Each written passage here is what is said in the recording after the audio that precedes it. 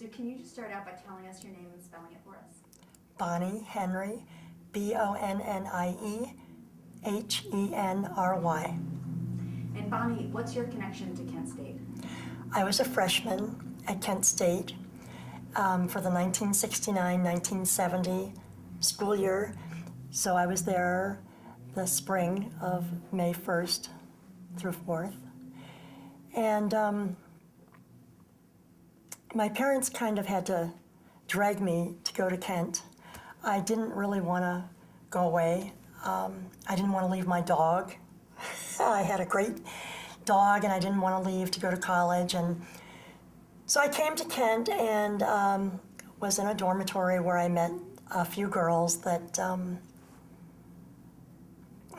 became friends. And as I was walking the campus, I noticed a girl that I thought would be interesting to know. She just had a look about her. And we became friends, and that was Allison Krause. Alice and I became good friends, and so that's pretty much why I'm here today. On May 1st, 1970, that was a Friday, there was a gathering to talk about the invasion of Cambodia. And at that rally, which was on a Friday, it was decided that we would meet again on Monday, May 4th. So that was Friday, May 1st. We were going to meet again Monday, May 4th on the Commons. So this was before the ROTC building burned. This was before anything happened in the town of Kent.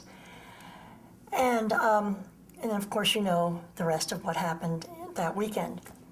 I spent a lot of time with Allison and her boyfriend Barry that weekend. And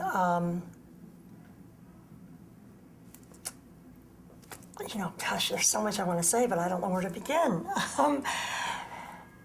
Anyway, the day of May 4th, it was very tense. Actually, the night of May 3rd, we had helicopters that were flying everywhere, and the sound of that, just the lights, the clicking sound constantly, I was reminded of how scary it must be for all the boys in Vietnam. And at that time, we had the draft, which everybody was, we knew, our classmates from grade school and high school were the kids that were going over there. And so the draft was a big thing. But anyway, on May 4th, Allison stopped by my room, and we were going to go to lunch and then go to the Commons. But I just had this sense that something was wrong, and that it was a very tense situation. And I told her that I was afraid. I thought something was going to happen, and that I was really afraid. And she put her hand on my head, and she told me that she loved me, and I told her that I loved her. And that was the last time I saw Allison. I did go out to the Commons to find Allison and Barry, and the tear gas was already thick, and I was just panicked. I couldn't see anybody, and I ran. I felt like it was a dangerous situation, and I ran. I went into a building and ran into a biology lab professor, and we talked. And when I came back out, everything had happened. And there was blood on the pavement, there was blood in the parking lot. And one of my friends came up to me and said,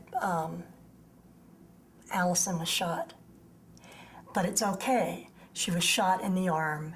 They took her to the hospital, and she's going to be fine. Well, just the faces of the kids I went to school with, and the blood, and it just scared me. And I ran. I went to a church, and I prayed, and I just prayed, and I prayed, and I prayed. And I came out, I went to my dorm, and there were just a few kids outside of the dorm waiting to be picked up. And I was just in a daze. I had picked some flowers, I was kind of wandering around. It didn't sink in. I didn't even think to call my parents. There were no cell phones. I couldn't have called my parents. And on the radio, on a transistor radio outside, it was announced that Allison had died. And all these girls had, they were like, oh my God. And I said, no, they got it all wrong. She was shot in the arm. She's fine. They're wrong. So then I went to Niles, Ohio, and I spent the night with a friend, and went home the next day. And, the nightmare continued. And, the Cincinnati Enquirer said 3 students dead.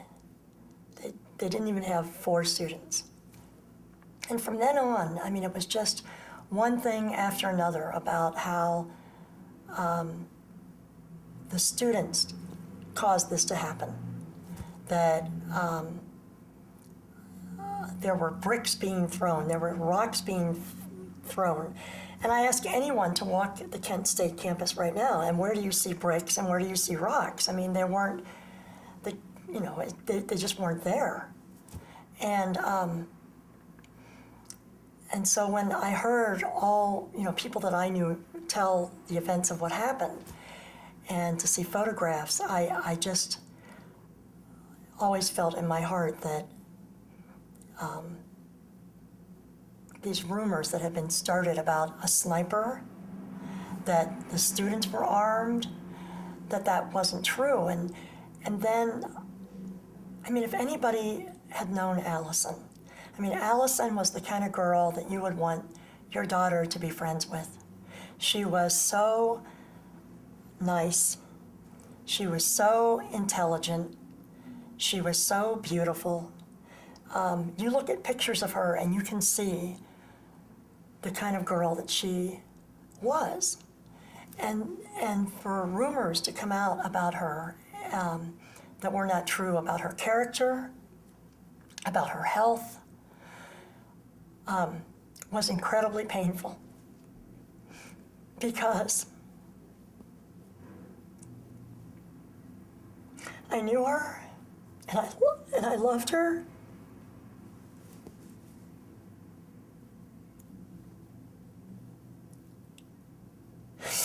And it was very hard for me,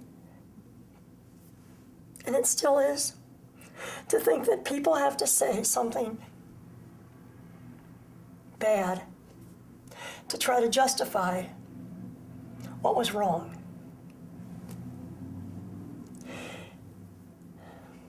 I knew Jeffrey Miller. Jeffrey was somebody that we partied with.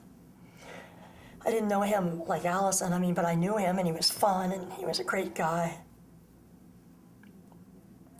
But when I went home, my parents were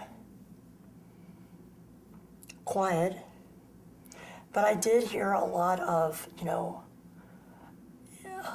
comments as if it were the students' fault. And to this day, I really believe that if you weren't there and you didn't feel it, you don't know. And I kind of feel that about anybody that's gone to war and why they are quiet, because people just don't get it. And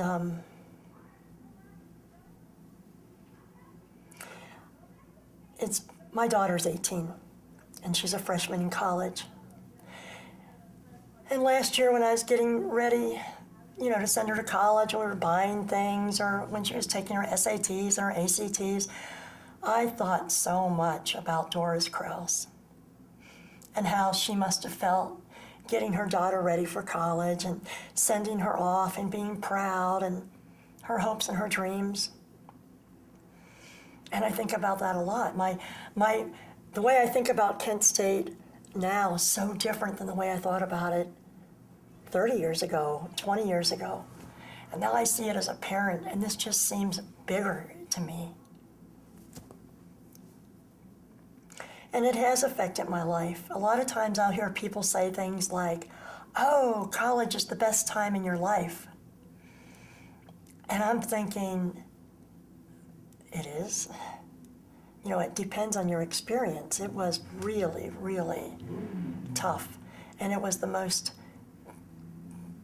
confused I've ever been because of what happened at Kent. And there were no grief counselors. There was no support. When I left Kent, I didn't have my address book. I didn't know where people lived. I didn't know how to get in touch with them. There was no Facebook. There was no texting. You know, there was none of that. And it was hard. It was really hard. And I keep Allison with me all the time. She's never left me, because in my life, when things have become mundane, like if I didn't want to go to work, or, you know, if the baby was crying at 3 a.m, I would say, you know what? Allison would love to be going to work today. Allison would love to be changing this baby. And so I've kind of like kept her with me, and I hope she'll always be with me.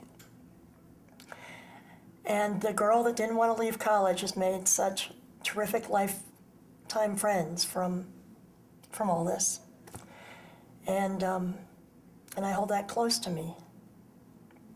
And what I would like to say to young people is listen and follow your instincts. If you're in a situation that you don't think is right, get out of there. Because although Allison believed in why she was there, I don't know if it was worth dying for. So, is there anything else you'd like to know, or? What do you want people to know about Allison? Well, she was really an amazing person, and I just, you know, when I think of the contribution she could have brought to the world, and maybe her children, you know, what a loss. And, you know, she was one of the brightest, and, you know, people who knew her remembered her. And to think that, you know, she was killed when arrests weren't even being made. You know, if anything was wrong, why didn't they arrest people? Why didn't they remove them? Why wasn't school closed that day? So it's just such a tragic loss, and I would like people to remember that nothing is certain, to live every day with joy and love, and you never know what life holds for you. And even though she's passed on, she still lives on, and it's incredible for me to see all these young people that come out year after year and give respect to what happened on May 4th. I would just like to ask whether your daughter understands or how she understands the significance of Kent State. Well, she pretty much grew up with it. Yeah. And she's very knowledgeable about Kent, and she has gotten to know many of the people here, and she came and she looked at the school, and it was sad for her to kind of retrace everything that I've been through. But in high school, a lot of her teachers would often talk about Kent State, and so it was good for her to be knowledgeable, and I think she has a lot of respect for what people have given up for their rights and for freedom and for peace.